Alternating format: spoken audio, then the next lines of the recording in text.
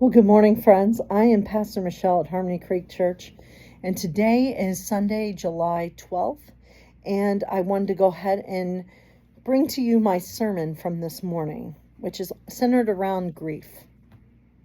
So one of the songs that we sang this morning was Pete Seeger's song, Turn, Turn, Turn, which this is one of those songs that almost everyone knows. It's a song that's been sung for generations. You know, there's a season, turn, turn, turn. There is a reason. And that's the words, some of the words. I'm not going to sing the whole song to you because we sang it at church. But anyway, what some of you may not know is that Pete Seeger wrote this song to put the ancient words in the Hebrew text of Ecclesiastes, to put those words into a song. He wrote this because he wanted to bring Ecclesiastes into a song. And he sings, and you know, he sings of Ecclesiastes. And in this song, and in the book of Ecclesiastes, right, we hear the words, there's a time to be born, a time to die, a time to weep, a time to laugh, a time to mourn, a time to dance. I think of this song, every time I even read that portion of Ecclesiastes, you can hear the melody playing as you're reading it. So Ecclesiastes is probably one of the most beautiful and recognizable passages in all of Scripture. And also, as I was listening to different commentaries and reading different things about it, Ecclesiastes is also, some scholars believe Ecclesiastes was the first book of the Bible actually written, not Genesis. So it's interesting. But we do hear this book, we hear this passage, a time to die, a time to born, a time to dance. We hear it at weddings, and we hear it at funerals. We hear it at times of celebration and at times of deep loss. But I wonder, though, it's such a well-known passage, almost like Psalm 23 or like John 3:16, right? I wonder if we've stopped to ask and really wonder, what is the writer of Ecclesiastes trying to tell us? It's one of those well-known passages that we may not always dive deep into. We say it word by word because we haven't memorized, you know. So many people think, though, that Ecclesiastes is one of the darkest books in the Bible. The writer, who some believe to be Solomon, but most biblical scholars now say that the writer is someone by the name of Koheleth, which means teacher. And Koheleth, which some believe to be Solomon, but scholars, as I said, don't think it's Solomon. They think that Ecclesiastes was possibly written after Solomon's time, but they're still they're still discussing those kinds of things in biblical scholarship. But Koheleth, he talks about how everything is temporary. It's kind of dark, right? They say things like there's nothing new under the sun. They wrestle with questions that don't have easy answers, and they refuse to wrap life up with a neat little bow. It is kind of a depressing reading if you think about it, because he even says in the very beginning of Ecclesiastes, there's something about all life is vanity, and vanity means hevel, which is a Hebrew word, and that means breath. And some people have interpreted that all life is useless. That's not exactly what the writer of Ecclesiastes is saying. He's saying that life is fragile, and at times the fragileness of life is what makes it beautiful.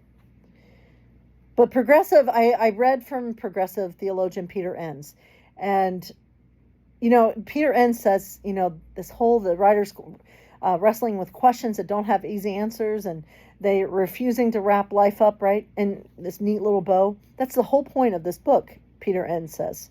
He says that Ecclesiastes isn't trying to explain away suffering. It isn't trying to convince us that everything happens for a reason. Instead, Ecclesiastes is telling us the truth, that life is beautiful and life is also heartbreaking. And sometimes those two things exist at exactly the same time. And how do we deal with that? The writer isn't giving us some formula on how to live the most fulfilling life possible. The writer's giving us permission, I think, as one theologian said, permission to laugh, permission to cry, permission to celebrate, permission to grieve, permission to be fully human. Now, in the book A Hole in the World by Amanda Held Opel, Amanda writes about losing her sister, Rachel Held Evans. And Rachel Held Evans was one of my favorite writers, so I was excited to read this book that her sister wrote. Amanda, in her book, she talks about grieving the loss of she grieves the loss of babies when she had 2 miscarriages. She writes about losing dreams she thought would come true. She even writes about grieving the image of God she once held, a God she thought would protect her from pain. And she writes by exploring the different rituals that exist around grief and suffering. But what she discovers as she, explores the different rituals that are out there, what she discovers is something that many of us do eventually learn, or at least we hope we do. I hope we do. God never promised us a life without sorrow, a life without pain. What God promises is God's presence. The thing is, grief isn't about finding all the answers. It's about discovering we don't have to carry our grief alone. In the book, The Wild Edge of Sorrow by Francis Weller, he reminds us that grief is so much bigger than just grieving death. Yes, we grieve when someone we love dies, but we also grieve the life we imagined that never came to be. We grieve broken relationships, we grieve divorce, we grieve illness, we grieve watching our parents grow older, we grieve children leaving home, we grieve friendships that fade, we grieve injustice in our world and wars and violence.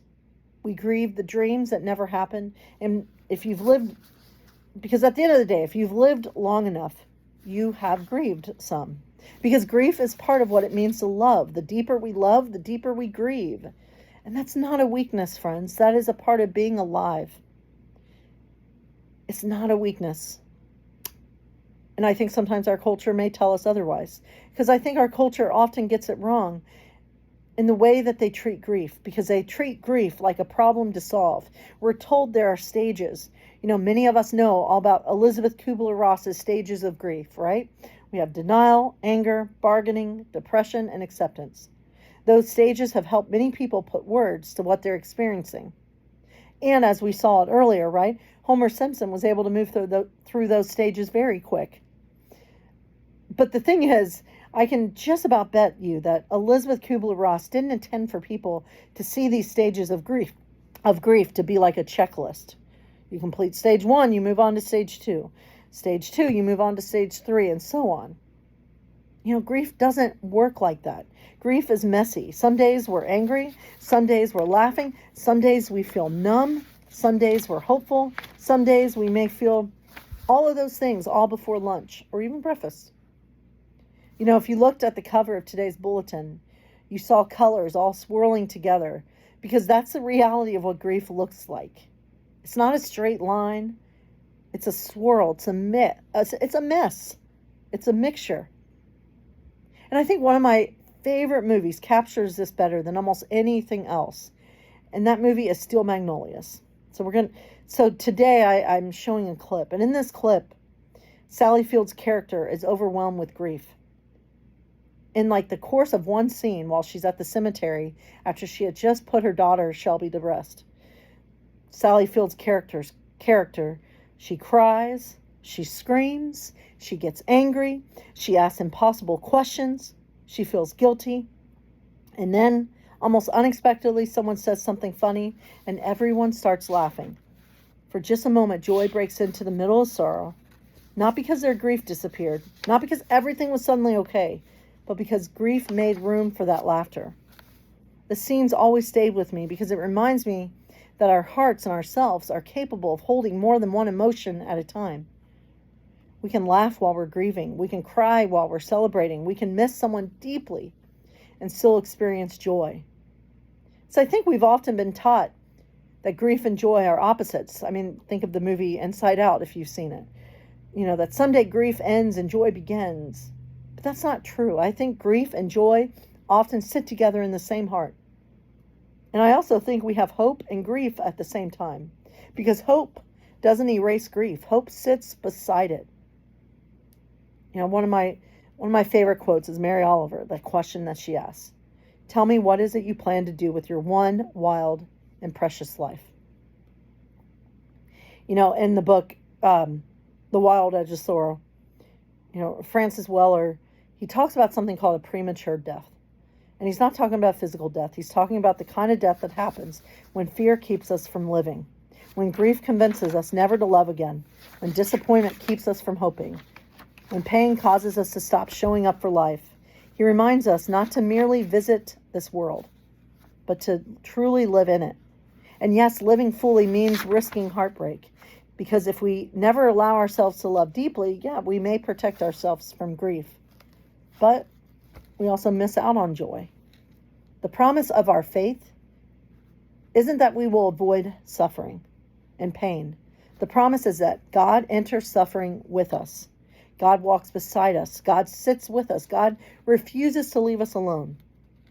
So I think maybe that's what Ecclesiastes has been trying to tell us all along. Yes, there's a time to weep. There's a time to laugh. There's a time to mourn. There's a time to dance. And perhaps there is a time to do all those things all at once.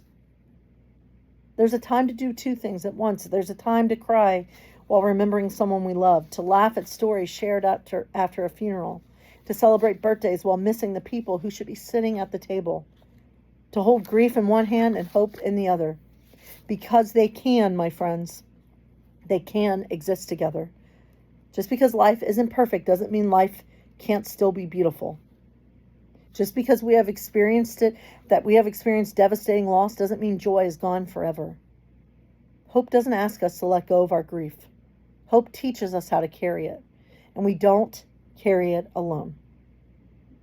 We carry it together, because grief, my friends, is something, yes, it's something that we do on our own, but it's also very, very much something we do in community. So let's remember that we're not alone. Hope and grief, joy and sadness, all those things can coexist together. And we carry all of those things together and not just by ourselves. So my friends, God bless you. And may you always know you are God's beloved.